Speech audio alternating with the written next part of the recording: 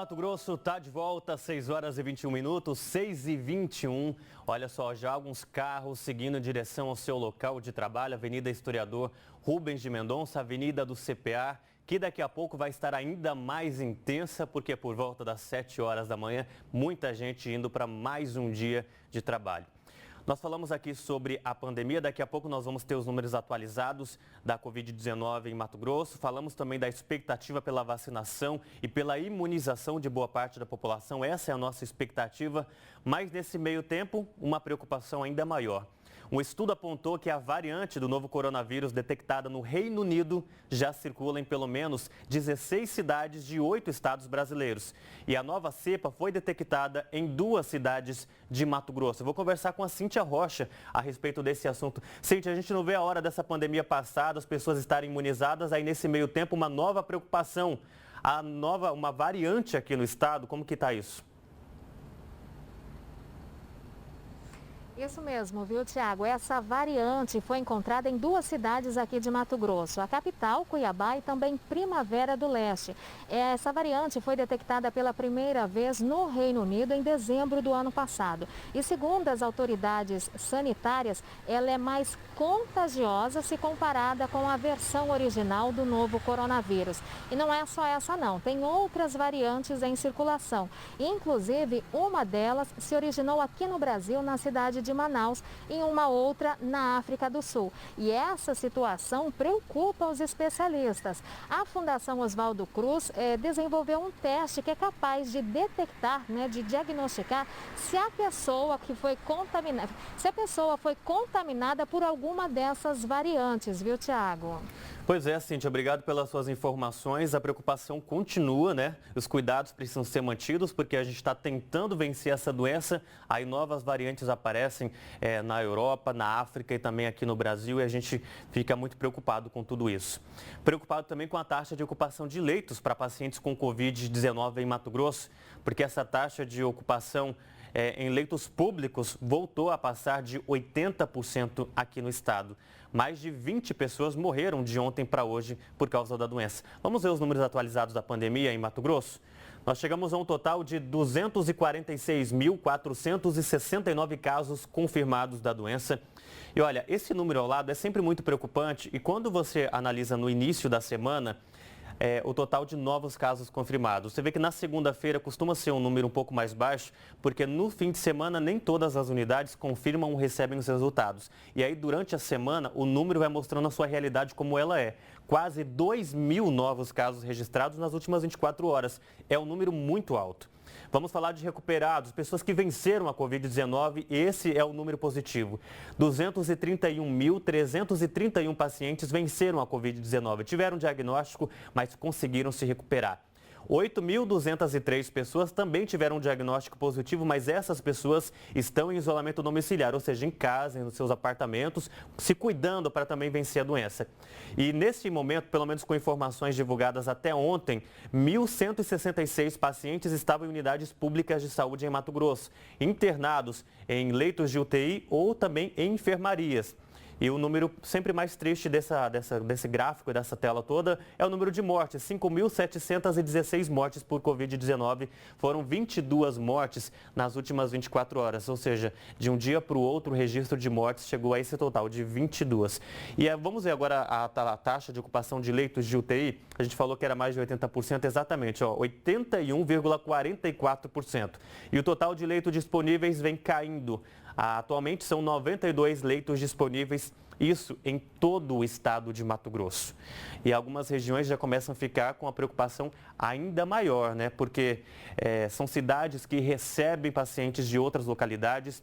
Daqui a pouco vamos ter Sinop também sobre a novidade de 10 leitos por lá, porque é uma região que atende várias cidades, então essa preocupação é sempre constante e a gente precisa continuar, cada um de nós, fazendo a nossa parte para que a gente possa ter uma paciência com saúde esperando a vacina. Ontem, uma jovem morreu em um acidente envolvendo um trator na zona rural de Tangará da Serra. Vamos para lá com o Eduardo Kotak, ele vai trazer informações. Mais um fato bem lamentável por aí, né, Kotak? Explica pra gente. Muito, Tiago, muito lamentável essa fatalidade que aconteceu ontem, no fim da tarde, nessa propriedade rural aqui em Tangará. Gabriela Lopes do Nascimento tinha 17 anos. Os bombeiros informaram que ela fazia o transporte de adubo num trator na propriedade rural da família, que fica na região conhecida aqui em Tangará como Gleba Triângulo. Num determinado trecho, Gabriela teria perdido o controle do veículo, que tombou e acabou virando sobre ela. Os bombeiros foram chamados para fazer o socorro, mas ao chegarem no local constataram que a adolescente já estava sem vida e não havia mais o que ser feito. Nós separamos um trecho da fala do soldado Michel, que ele fala sobre como proceder em casos como esse ao chamar o 193. Vamos ver. O procedimento mais correto é entrar em contato com o Corpo de Bombeiro Militar, né, passar todos os dados, passar tudo que se encontra na cinemática do trauma, para que a gente possa deslocar com maior velocidade para poder estar fazendo os procedimentos, né? A Polícia Civil também esteve no local e vai investigar melhor as causas do que aconteceu. O corpo de Gabriela Lopes do Nascimento foi levado ainda ontem para o IML para necrópsia. A previsão é que seja liberado para a família daqui a pouco, por volta das 7h30 da manhã, para o velório, que vai ser realizado na comunidade católica Nossa Senhora da Guia, que fica no Jardim Esmeralda. O enterro está previsto para as 2h da tarde no cemitério Jardim da Paz, aqui de Tangará. Uma fatalidade lamentável, né, Tiago? Muito triste, Kottak. Obrigado pelas suas informações. Uma pessoa muito jovem, né? Aos familiares, nossos sentimentos. 6h28 agora. O suspeito de matar um idoso em Rondonópolis em outubro de 2019 foi localizado e preso. O idoso de 63 anos foi assassinado após uma discussão na fila preferencial de um mercado. Após 1 ano e meio do assassinato do seu Salvador Ferreira Leal, esse que aparece nas imagens, ele tinha 63 anos. O principal suspeito do crime foi preso. Leonardo da Vinci Rodrigues Vieira é quem aparece na fila do mercado ao lado do seu Salvador. Segundo isso, claro, segundo as investigações. Foi aí que começou a discussão entre eles. E do lado de fora do mercado, a discussão entre os dois continuou. E aí também teve isso, se tornou uma briga com agressões. O homem pega no chão o que parece ser uma pedra. Aí você vai ver as imagens dessa discussão e aí ele pega uma pedra e acerta a cabeça da vítima. Logo em seguida, o criminoso foge em uma moto, como você acabou de ver. Leonardo foi preso na cidade de Barretos, em São Paulo, numa abordagem da Polícia Militar. Ele até ali apresentou documentos falsos, mas com a ajuda de policiais militares aqui de Rondonópolis, ele foi identificado porque havia um mandado de prisão em aberto contra ele pela morte do seu Salvador. E aí teve essa ação, uma tristeza, né? Alguma discussão que começa ali, deve-se de repente por pouca coisa e termina com a morte de um idoso, mas foi preso. O delegado responsável pelo inquérito disse que ainda não há previsão da transferência do suspeito para Rondonópolis. Bom, vamos dar uma respirada depois de algumas notícias tristes, né, de Tangará da Serra com essa morte e também do setor policial dessa prisão. Vamos ver como vão ficar as previsões de máximas para algumas cidades. Quem sabe o seu município aparece aqui no Bom Dia Mato Grosso. Lembrando que você também tem espaço liberado para mandar sua mensagem, a sua foto e compartilhar aqui com a gente. É sempre um prazer mostrar. Vamos dar uma olhada, então, em algumas máximas para algumas cidades.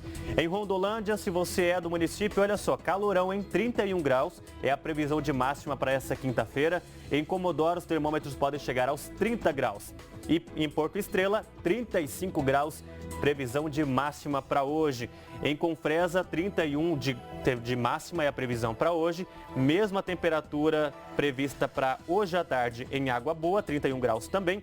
Em Alto Garças, 28 de máxima. De todas essas cidades, a única que fica abaixo dos 30 graus é Alto Garças. Nós temos mais uma tela para ver mais cidades aqui no Bom Dia Mato Grosso. Em Porto Alegre do Norte, olha, os termômetros podem chegar aos 29 graus. Em Lucas do Rio Verde, previsão de máxima de 30 graus. Novo Mundo, 30 de máxima também a previsão para essa quinta-feira. Novo São Joaquim, 31 graus. Em Jaciara, 34 graus. Em todas essas cidades, sol entre nuvens pela manhã, mas você sabe, né? As nuvens se juntam, pode ter previsão de chuva, sim, algumas pancadas isoladas ao longo do dia também podem acontecer. 6h31, mensagens que estão chegando pelo nosso WhatsApp, espaço para a sua participação. Amanhecer na comunidade de Brejinho, município de Santo Antônio de Levergé. A Silvana fez o registro lá do sol já brilhando forte, deixando o dia iluminado. E ela fez esse registro e mandou pra gente. Obrigado, Silvana, pela sua foto, pela sua participação. E aos moradores de Santo Antônio de Levergé, o nosso bom dia, o nosso abraço também. Bom dia, Tiago. Nascer do sol na região de Ribeirão do Lipa. O Marco Aurélio mandou pra gente. Então, aqui na capital, Ribeirão do Lipa, fez o registro do sol, já deixando o dia mais claro. Bonito esse céu, né? Algumas nuvens um pouco escuras, mas a gente sabe que isso não deixa a imagem menos bonita. É muito bonito ver o amanhecer e também o pôr do sol aqui em Mato Grosso. Bom dia, localidade Tronqueiras, Alto Paraguai, Mato Grosso. O Max Daltro mandou pra gente um registro também do nascer do sol, do início do dia dessa quinta-feira na região. Algumas árvores, região de campo, muitas nuvens no céu e o sol despontando lá no horizonte. Marcos, obrigado pela sua participação, pela sua foto. E você, claro, pode continuar sempre participando, que tem espaço liberado aqui no Bom Dia Mato Grosso. 6h32, mais um intervalo? Vamos então. Mais um intervalo, vamos seguir aqui mesmo. A Secretaria Estadual de Saúde, daqui a pouco a gente vai falar sobre isso, viu? Ela vai reativar leitos de UTI no Hospital Regional de Sinop. Esses leitos estavam fora de uso desde o ano passado. A medida foi tomada diante do crescimento dos casos de Covid-19 na cidade. Os detalhes ao vivo depois do intervalo. E nós temos mais imagens da região metropolitana, o sol já bem alto, iluminando essa quinta-feira que está só começando às 6h33. É mais um intervalo para conta, a gente volta já.